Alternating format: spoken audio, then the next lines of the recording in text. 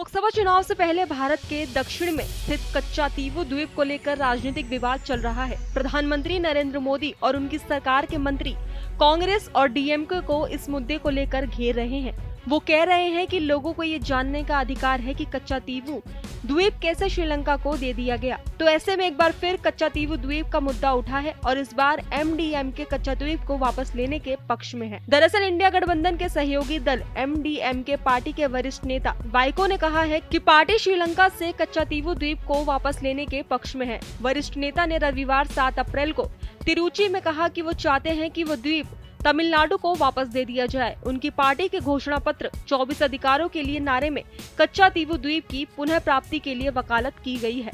तो वहीं आगे घोषणा पत्र में जारी करते हुए उन्होंने कहा कि उनकी पार्टी कुंडनकुलम में परमाणु ऊर्जा संयंत्र को बंद करने के पक्ष में है।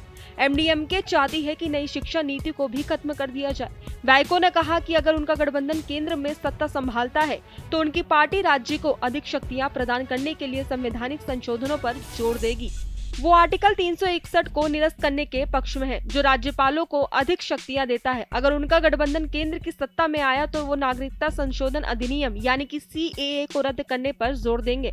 उन्होंने ये भी कहा कि उनकी पार्टी सभी टोल प्लाजा हटाने के पक्ष में है। तो वहीं 163 एकड़ क्षेत्र का कच्चातीवू द्वीप भारत और श्रीलंका में रामेश्वरम के बीच पाक समुद्र संधि में स्थित है। इसका उपयोग पारंपरिक रूप से दोनों देशों के मछुआरे किया करते हैं। बता दें कि प्रधानमंत्री नरेंद्र मोदी ने हाल ही में तत्कालीन प्रधानमंत्री इंदिरा गांधी पर 1974 में द्वीप को श्रीलंका को सौंपने का आरोप लगाया था। इसके बाद कच्चातीवू द्वीप मुद्दा फिर से सामने आया है। उन्होंने द्वीप विवाद पर डीएमके और कांग्रेस की आलोचना करते हुए कहा कि तमिलनाडु के सत्तारूढ़ गठबंधन दलों ने राज्य के हितों की रक्षा के लिए कुछ नहीं किया। तो वहीं ऐसे में इंडिया गठबंधन में कांग्रेस के गठबंधन सहयोगी एमडीएमके ने अक्सर कहा है कि कांग्रेस ने बार बार तमिलनाडु को धोखा दिया है।